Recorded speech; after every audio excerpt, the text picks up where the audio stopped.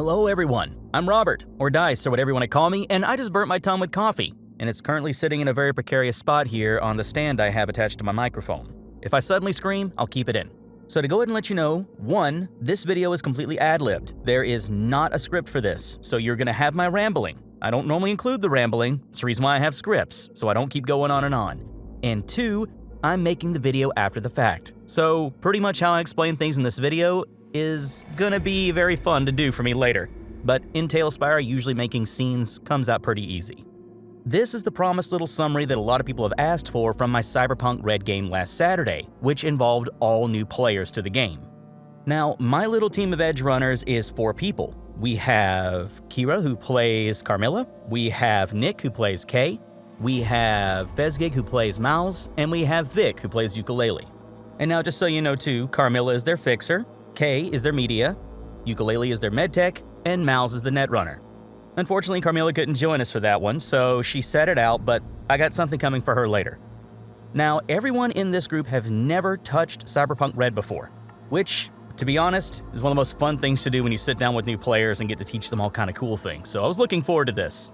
Now, some backstory. All of them have played D&D with me in the past, at least 1 or 2 games, so they knew my style coming in, they knew that I'm pretty quick when it comes to improving stuff, and I'm totally fine with them doing things that don't make sense. You'll see what I mean.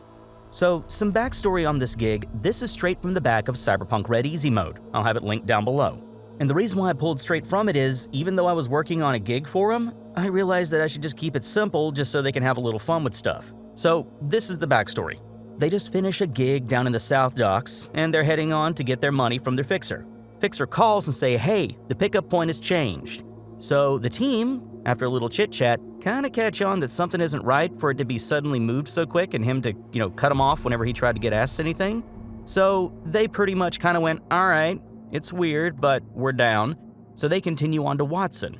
And once they get up to Watson, they begin to enter the warehouse district, and down an alley they see a guy wearing a thick hoodie, the hood's up over his head, and they see a briefcase in one hand. Now, as they approach, after some pretty good rolls of perception because they were being a little cautious, Kay notices a dark blue car in the distance. That's not Laszlo's, who again is their fixer. He informs Mouse about this, and Mouse, who was initially just walking forward towards the guy, like he was just saying, I'm just gonna get my money and get out, he looks over at the car, and after a second and another very good roll, he recognizes it as an NCPD patrol vehicle. The about face that Mouse did, not a single word, he just spun in place and walked directly back between Ukulele and Kay. This left the guys confused because Mouse did not say a single word to them. He was just nope, out.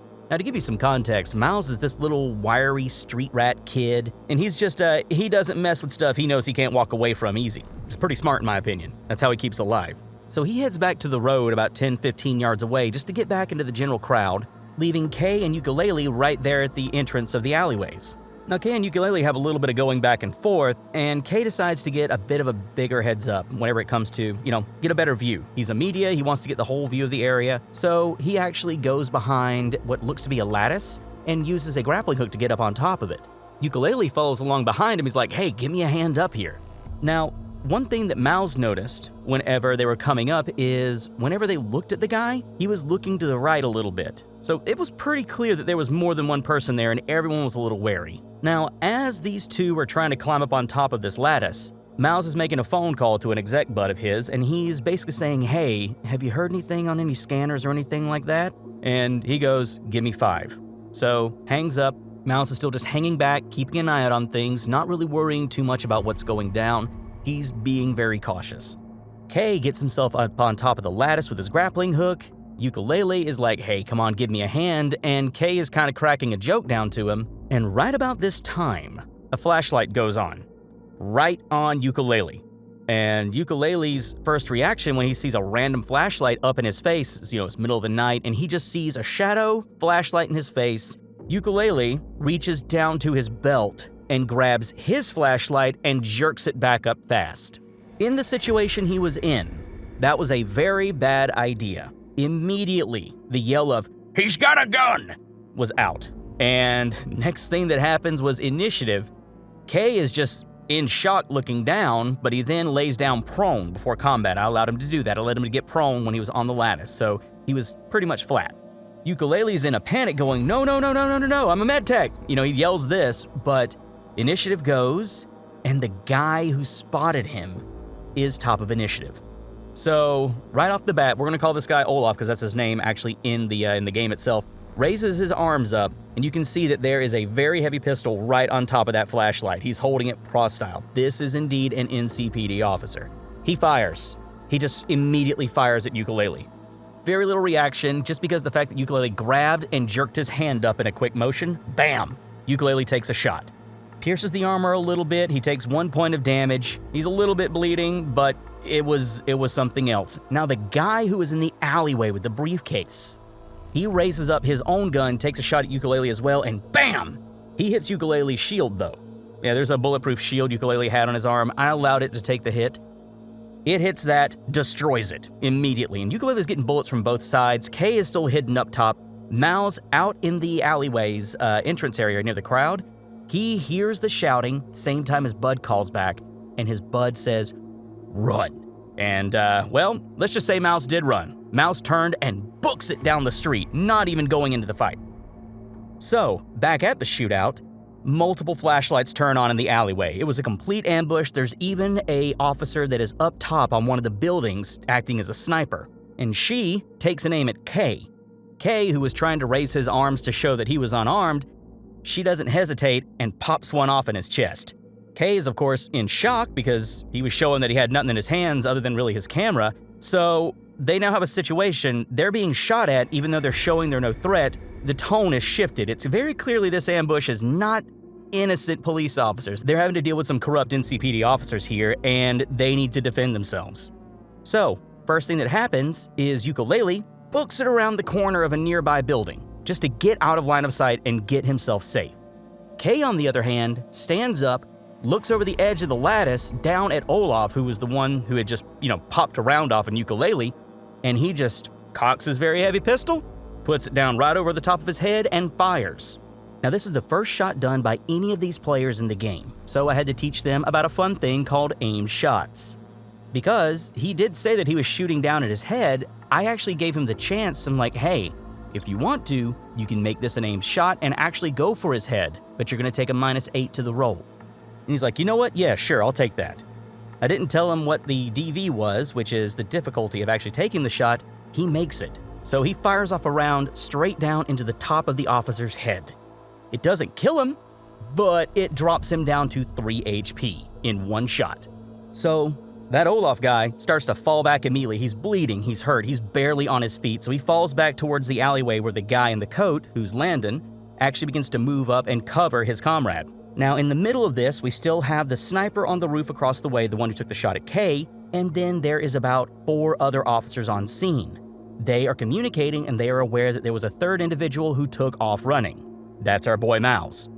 So 2 officers break, they go for the car, they get in, they take off down the street, and then there is 2 more.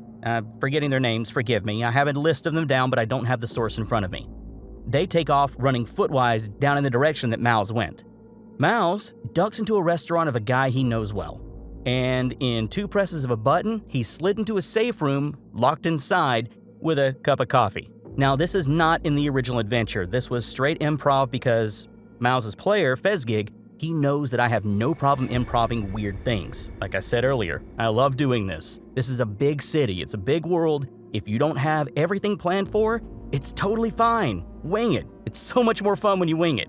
So he's sitting in this back room that is just about the size of a locker, and it's got a TV on it that he can see the exterior. He takes out a small chip and begins to try and hack the feed so that he could possibly hear some scanners. Now at this time, he could possibly done it through the agent, but we both didn't think about that. So he tries to get the TV hacked, he ends up breaking the TV, so he just kind of sits back, takes a sip of coffee, takes a dose of what I think was boost, and he is out. He actually passes out because, unfortunately, Fez had to go handle some things. So, back on Ukulele and Kay. As Landon is coming around the corner after Ukulele, he's looking around for whoever shot his partner. Ukulele comes running around the side of that building he hid behind, and he has a shotgun ready. He runs right up to Landon, puts it right in his face, and fires.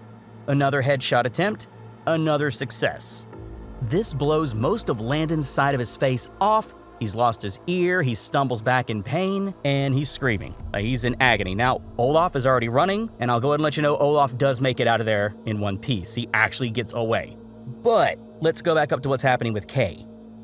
Kay has to deal with the fact that across the rooftops he's being shot at by, I think it was Ordo, I think that's her name? Anyway, we'll get onto that, it's her last name. So the officer up there on that rooftop is firing away constantly at Kay, trying to hit him, and he finally gets his attention back on her. This guy takes another shot, he aims for the head, fires, and nails her. And in one shot, he drops her down to, I think it was 11 HP out of 35? I can't remember, I'll have to check. But he drops her down, she hops off and books it. So, Kay literally just kept shooting everybody in the head and nailing each shot. So he's up top, he's had his camera in his hand this whole time, so he's basically bullet camming this whole thing. It was an interesting little scenario to think about. But down on the ground with Ukulele, he has Landon, the guy with the briefcase, and that guy's already trying to get away. Ukulele wants to snag him. He wants to take him hostage. He wants to get information. So Ukulele goes storming after the guy, and when he gets up close to him, he drops his shotgun and grabs the dude by the throat, pins him up against the wall. Now, at this point, you would think it's over.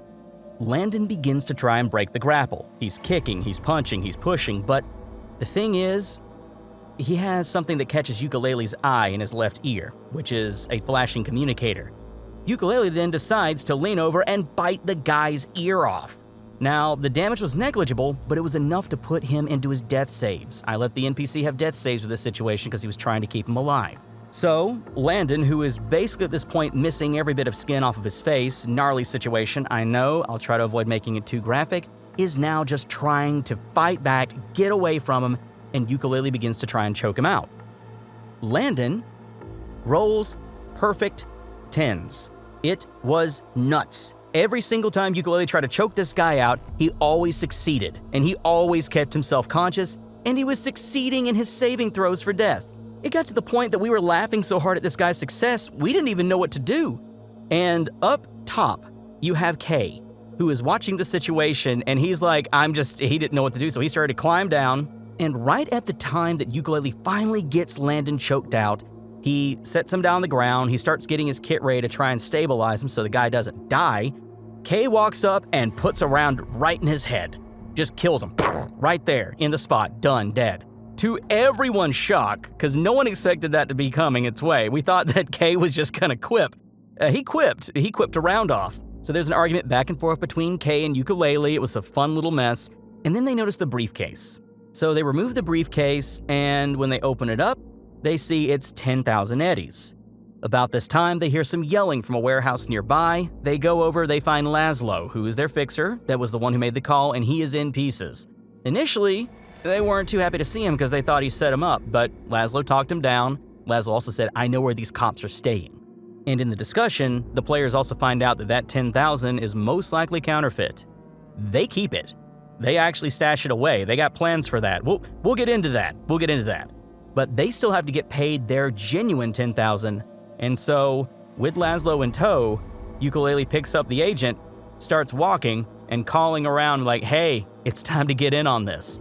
So they're now planning a strike on these corrupt NCPD officers, knowing the location of where they are. So overall, that was as simple of a combat situation as you can get. But it still took us about 4 hours to get through because we were just having so much fun. You don't need grand plans, you don't need amazing adventures, you just need a battle mat, a few friends, and whatever craziness happens from the decisions people make because they're trying to keep in character. I have a heavy roleplay group with these guys, and I'm very happy.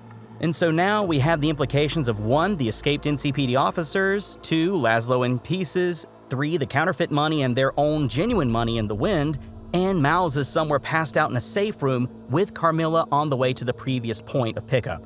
So there's a couple loose ends we get to tie up this upcoming week, I hope.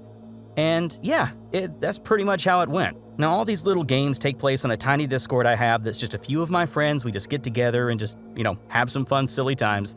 I sometimes let this Discord link out in my streams, but not too often. I don't want it to be some massive place. I enjoy keeping things small because that way you keep the community feeling. But yeah, there's the summary as roughly as I can put it without having a script in front of me. I did have a tab that showed me all the roles, but I decided not to use it. Because when it comes down to it, it is a little bit more fun to worry more about the story and less about the rolls and numbers. And even though I said the numbers a few times in this little discussion, it was just me talking off the top of my head. They were not important to the situation. So yeah, I hope you guys enjoyed this little summary. I made good on my promise. Anyway, I'm gonna keep the Cyberpunk Quick Hack series going when it comes to the shorts and learning how to play Cyberpunk Red. And expect the next video for Cyberpunk Sit Down, hopefully by the end of the weekend, if not the first of the next week. Hope you all are having a good day, and hope you find a good table. Take care, y'all.